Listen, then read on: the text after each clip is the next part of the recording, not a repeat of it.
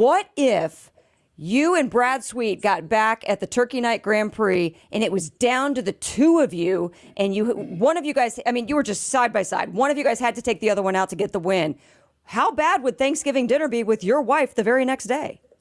Well, it's happened. So, Trophy Cup, 2012 or 13.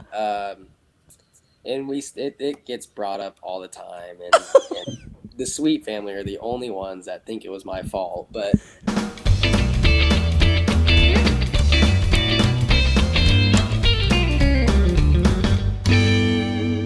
Kyle Larson once again in the Freak Nation.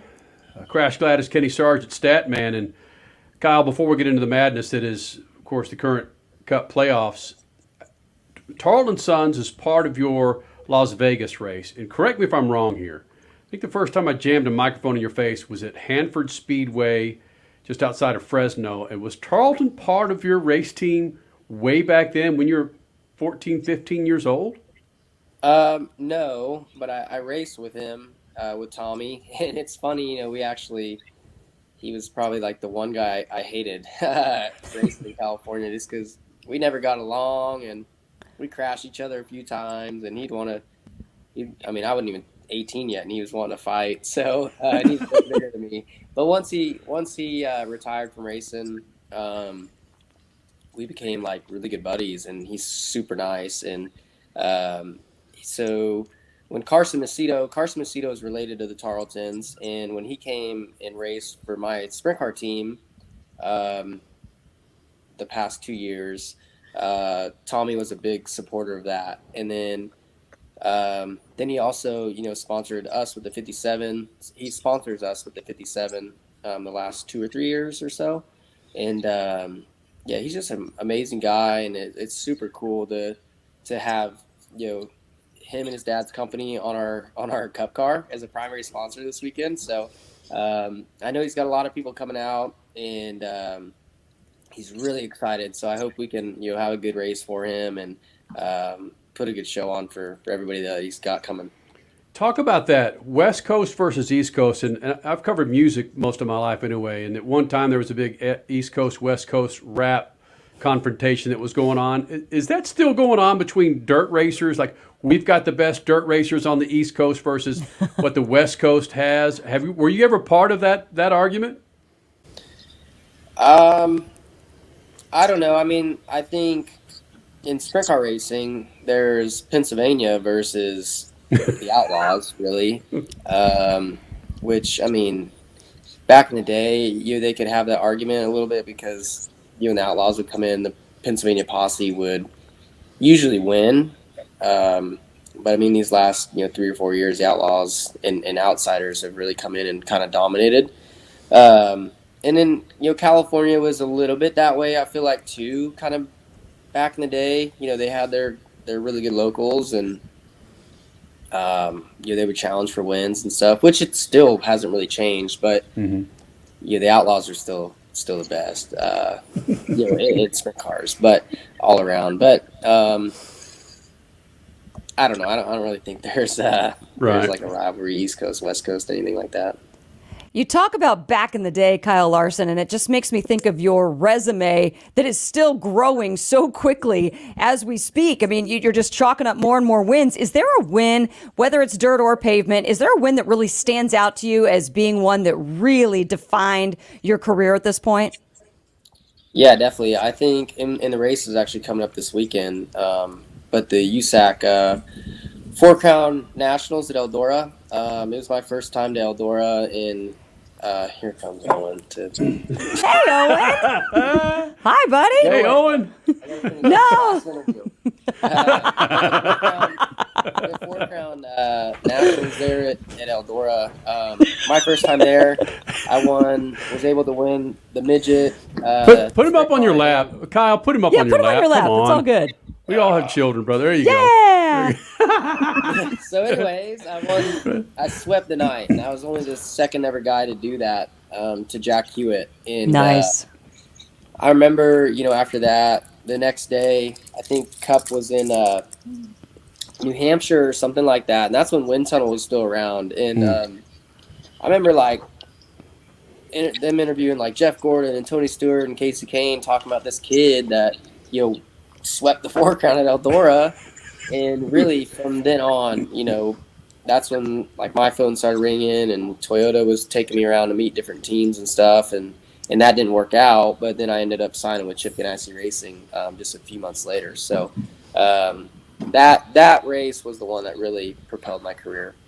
That's so cool to hear, like a recap from your perspective of how that all went down. What about this year, 2021? It's been such an amazing year, both on dirt and on pavement, from the Chili Bowl to where we are now. You're visiting another track where you have a win at. Is there a defining moment from this season? I don't think there's just one. This year has been amazing because I feel like I've won a lot of big races. The Chili Bowl, Coke 600, the All Star Race, Kings Royal, Knoxville Nationals, the Prairie Dirt Classic, BC 39. Like it's been a really like a proud year for me, just because I've won crown jewel events in all the types of cars I've raced this year, and it's tough to do, and just really cool. So I think that there's not one moment. It's just all the big wins that I've gotten this year. And it's so cool. Sorry to cut you off, Statman. I just want to get this in there. It's so cool to see how humble you are with all of this, because it's real easy to not necessarily be that way. But you were a guy that you grew up essentially with a camera in your face. Your mom was documenting your life, basically. And has that kind of helped you to just kind of keep things in perspective and keep you really as humble as you are? No. Yeah, my mom, I remember being like super annoyed growing up because she had a camera in my face all the time. And but now looking back on it, I'm very thankful that she did that, and I can she's turned all those VHS tapes into DVDs so I can watch whenever I want. Oh, She's my. for Christmas for me the last few years, and yeah, so it's cool, and Owen enjoys watching them too, and we can go back and watch old go-kart races of mine, and I think maybe she prepared me for today. I don't know. Today, yes. It's amazing. This is kind of along the same lines. Your son Owen jumped up, wanted to see what you were doing, peeked into the camera. But once you put him on your lap, let him see what was going on, he said, "Yeah, okay, that's enough." Yeah, he didn't have much patience. Are you the same kind of way? Once you got a chance to peek into the inner sanctum of the top of motor racing, does it ever get old, or is it always there's always a lot of anxiety or anxiousness to continue being good? Yeah, I don't know. I mean, I think it definitely it has its moments where it's tough, and you don't want to do interviews all day or something like that. But if you're not doing interviews, you're probably not running up front either. So I don't mind it at all. I like doing all this stuff. I like the grind of the schedule. I like doing stuff throughout the week. I love just staying busy with racing because it keeps my mind on it, and it keeps me wanting to do good on the weekends. So I love it. I love every part about being a race car driver, but like I said, I mean, there's those times when you get burnt out, but you realize how fortunate you are to be doing something you love and calling it a job too. So even when it's not really a job. So we're all fortunate as race car drivers. Has there ever been a time when Kyle Larson thought about doing something else? Being an attorney, a plumber? No. What? No, really, I haven't. Racing has always been in your upmost in your mind. Yeah, so I mean, I've never had a real job. Like I've always just driven race cars from the time I was like 14. I was getting paid a little bit to when I would run good, and I've never had a job. I'm not really like that athletic to do any other sports, and I don't feel like I'm very smart to do anything, business wise with numbers and stuff like that, and running companies or whatever it may be. So, thankfully, it's all worked out, and I'm doing what I love and what I feel like I was born to do. You don't consider racing a job? You're doing it 90 hours a week. You got places to be at certain times. You know, No, I don't. I don't. I definitely don't consider it a job. No. I mean, there's like I said, there's times like very brief moments where you're like burnt out, but it never feels like a job to me. Maybe if we were testing and stuff like that, that's when it feels like a job. But thankfully, I haven't had to do much testing the last, 4 or 5 years. So that makes it more enjoyable. But even then, it's part of it, and you're always trying to become better, and that's another opportunity for you to become a better race car driver and get your team better. Kyle Larson joining us here in the Freak Nation. And Kyle, with what happened in Bristol, granted your win was pretty spectacular in how you did it, but of course it's what was happening behind you with Kevin Harvick and Chase Elliott. You're 5'6", maybe soaking wet. You're 135 pounds. Please tell me that you've gotten in a fight before, or do you run from fights, dude? You're a dirt track guy. You've had to drop the gloves before, man. No, never. Never. I've never even been close to getting in a fight. I've had drivers like mad at me and stuff, but I think when you're not bringing off that vibe, like you're ready to fight, then it just doesn't happen. So, and I think everybody probably looks at me and can see that wouldn't be a very fair fight because I'm so small. But no, I don't like confrontation. I don't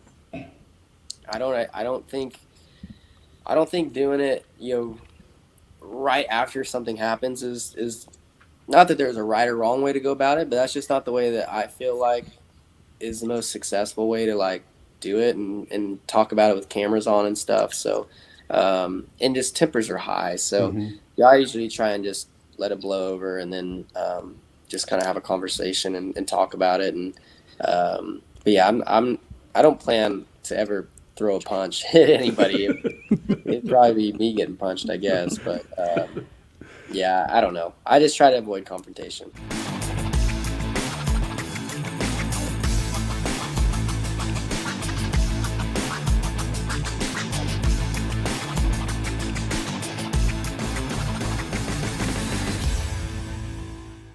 See, before you brought in that word of cameras, don't do it with all the cameras in front of you. I kind of thought you were giving us marital advice as well, because it's like, yeah, calm, cool, and collected, and just let things chill for a little bit before you actually have a conversation. It's like, wow, this dude can talk to us about everything. Yeah, I don't know. I don't do. I probably don't do the best job communicating when my wife and I are mad at each other, but we try our best to get better at that too. Oh yeah, that's something that is not easy. If you had to, would you keep the helmet on though with your wife, or would Caitlin just grab it? Yeah, with my wife, I'd probably definitely keep my helmet on because she's scrappy. But yeah, no. Hopefully we don't no domestic disputes. No. I'm not trying to say that at all. No, but what's the worst thing that you do at the house? I mean, you leave your underwear on the floor. You don't make the bed. You leave the door up. The light. What is it that aggravates your wife the most? Is she right? Is she listening to this? Is that why you keep looking over your shoulder? She's in my bedroom, so I mean she's probably listening right now, and she probably have a better opinion of it. But Come on, Caitlin. I don't know. Breathing, talking, anything probably gets on her nerves. Tell me you put the seat down, please. Oh, I definitely put the seat down. Okay, thank you. Good. Thank I'm you. good about that, but yeah, I'm not the cleanest person. You don't have to be. You're there like 3 or 4 days a week. It's all good. Yeah, that's actually probably the number one thing that pisses her off is that I'm never here. So, but no, she gets it. She doesn't mind the grind either. Well, she still does your merchandising, right? Oh yeah, That's awesome. Yeah, she's got a real job. That's definitely a job. So, but she loves it. She enjoys it, and yeah, that's definitely her baby. Nice. Has she ever dropped the gloves and wanted to box one of the driver's wives?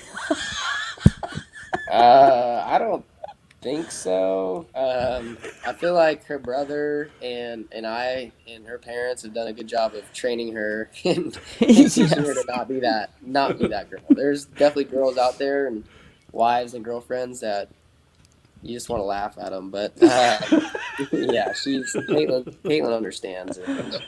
She's not. I don't know, Kyle Larson. there's some. I was married for a while, and I've been around women all my life. And Hey, one careful. you may not want to do is that you want to talk about the woman in your life being trainable. That may Yeah, that's be a true. road that you want to avoid. Off ramp you don't want to go down. I don't care how much you talk to her. You didn't train the woman. Yeah, Yeah. that's true. That's true. That's a good point. Yeah. I don't know. Some women do need it, though. And I'll be the first to raise my hand, to be honest. But you bring up, in talking about all this, it just made me think, what if you and Brad Sweet got back at the Turkey Night Grand Prix and it was down to the two of you, and one of you guys, I mean, you were just side by side. One of you guys had to take the other one out to get the win. How bad would Thanksgiving dinner be with your wife the very next day? Well, it's happened. So, Trophy Cup, 2012 or 13, and it gets brought up all the time, and the Sweet family are the only ones that think it was my fault. But you can find the race online somewhere. But anyways, Trophy Cup, whatever. I didn't even need to win the race to win the event, and but it's my girlfriend at time's brother leading, and I want to beat him.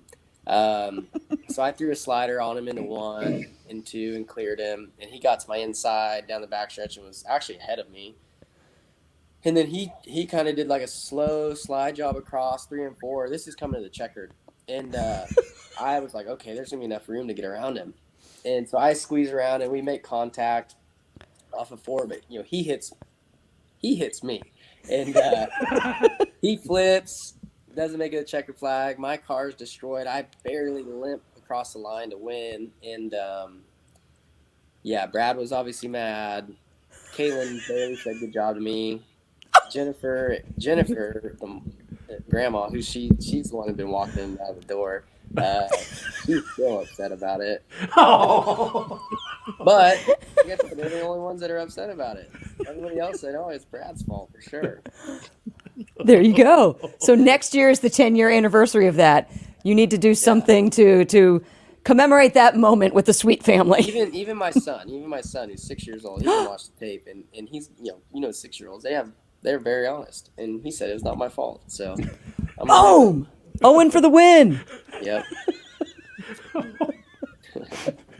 Wow. I love it. It gets brought up all the time. Does it? Yeah. Are you and Christopher Bell back on the Christmas card list at this point? No, we still haven't talked to each other. Which, I mean, honestly, we never even talked to each other before the incident. So There you go. It is what it is. I mean, I think we both moved on. Well, I'll move on to this. Bristol on dirt or Bristol on concrete? The only reason why I like dirt on Bristol is to race a sprint car and a late model there. We should not be racing cup cars on the dirt at Bristol. I mean, it was just proof. I think this past weekend, the racing is amazing there with concrete, and with dirt, it's just not. So our stock cars, heavy, slow. Not slow, but like heavy. You can call it slow. I mean, they only have 550 horsepower, but they're just not meant for dirt. And Windshields. just put it on something. Put dirt on some other track. Bristol is just so awesome. Well, I think you are echoing or you are reiterating what social media blew up with this weekend, because that's pretty much what everybody was saying. Keep Bristol as it is. No need for dirt. So it's interesting that you as a driver are saying that as well. Yeah, I mean, like I said, I loved having the dirt on the Bristol because I got to race a sprint car there. I got to race a dirt late model on it, and both of those races were awesome. The racetrack was great. The surface held up awesome. And then, like I said, the cup cars are too heavy. It just chews the surface up. The tires are not good. And it just doesn't produce good racing. So, yeah. All right, Kyle Larson, we'll leave you with this, buddy. We're not going to get the Indy 500 question in there, but I will ask this. You're kicking ass in the NASCAR Cup Series. If everything falls into place, you'll be the 2021 champion. Don't you dare jinx. I said if everything falls into place. That being said, do you have aspirations to to run in another concrete series, whether it's IndyCar or Formula One or any other sports cars, in any other series, more than you have already? I don't think that I would like want to chase points or anything like that, but I would definitely love to at least test other stuff or run a one-off race if possible. I know you can't really do that, but yeah, I don't know. I like racing and experiencing new things, so I would definitely love to try it. Well, buddy, thanks for taking time out. I know it's been kind of hectic for you today. It looks like you got lemonade over your right shoulder. I think that's what that. Yeah. Right? Yeah, I got all the ingredients in case we need to make some lemonade. Buddy, good luck this weekend, man. As always, thanks for coming to the Freak Nation, man. Yep, thank you guys.